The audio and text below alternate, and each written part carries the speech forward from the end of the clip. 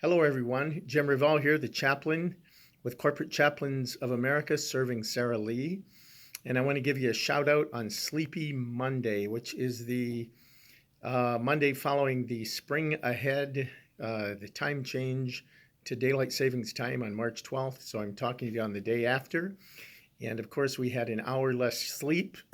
And some of us are rooting for the permanent change, the permanent daylight savings time. There was a bill that was passed in March 20 of 2022 by the Senate. It's awaiting the House of Representatives vote and then signed into law by the president. And so everyone's kind of wondering what's going to be happening with that. But I'm going to give you a little talk here on three upsides, three downsides of daylight savings time. Maybe you never thought about that. And the point of this is that whenever changes happen in our life, it can be unsettling for us whether they're good or bad changes. So let me give you, first of all, upside number one. The good thing about the time change is that it actually promotes safety. They say that driving is safer because of the extra daylight. There's a lower car accident, auto accident rates. The number of pedestrians hit by vehicles, it diminishes. And in fact, economist Jennifer Doliak found in her study that robberies dropped by 27% because most robberies happen between 5 p.m. and 8 p.m. in the evening. That's when crime happens. Well, because of the extra daylight, it lessens the possibility for robbery. So that's a positive. That's upside number one. Now, here's a downside. They tell us that daylight savings time is bad for our health. There's changing sleep patterns. It goes against the normal circadian rhythms. Heart attacks actually increase on Monday, which is today, Sleepy Monday, and then Tuesday by 10%. James Wyatt, who's an associate professor at Rush University Medical Center, said this: "We're encountering an increase in extra auto and workplace accidents on Monday, or perhaps carrying through to the first week of the springtime shift." So in the medical world, they find that there are some difficulties that actually can impact our health in a negative way. Well, let's talk about an upside. It's actually daylight savings time, upside number two. It's good for the economy. The later daylight, in fact, during the 8 months that daylight savings time generally operates, retail sales actually go up because of the extra daylight for people to go out and shop.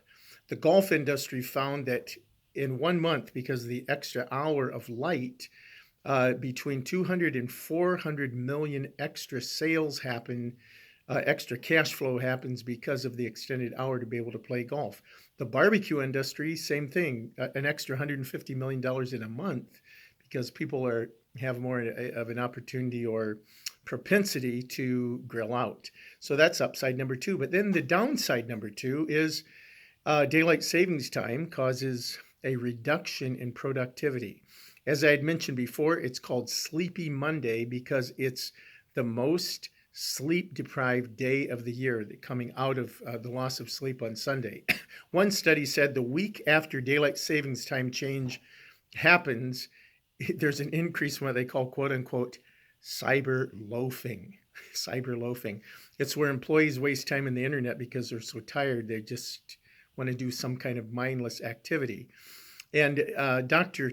Till Rosenberg, a German chronobiologist, said the consequences of this time change is that the majority of the population has drastic decreased productivity, decreased quality of life, increased susceptibility to illness, and we're just plain tired. Well, that's probably true. That's downside number two. But then there's another upside.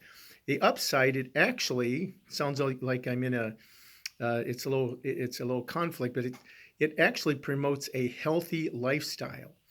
When the daylight, when it's lighter, when we get home, we have it more of the chances are we'll do more outdoor activity. Heinrich Wolf, who's an associate professor at Simon Fraser University, said, because of daylight savings time, people engage in more outdoor activity and less indoor television watching there's a spiked increase of outdoor behaviors of people who would normally stay indoors. Well, then downside number three, they say that it's more expensive. According to, and I don't know if you've heard of this group before, but the Lost Hour Economic Index, it says moving the clock forward cost the U.S. economy about $434 million, factoring health issues, decreased productivity, and workplace injuries. So there we go. Three persuasive positive comments and three alternative views of the negative. So you're going to have to make the call on this. But the point of it is this. Each of us go through changes in our lives, good or bad, and that can shake our rhythm. As a chaplain, I'm here to be able to be a sounding board, to be able to offer resources. And if you'd like to reach out to me, my number is 877-322-CHAP, and my extension is 5017. Hey, reach out to me. I'd love to be able to come alongside. I would be able to talk through things or be a sounding board and be able to come and serve you as an employee. So have a great day, and I hope you catch up on your sleep.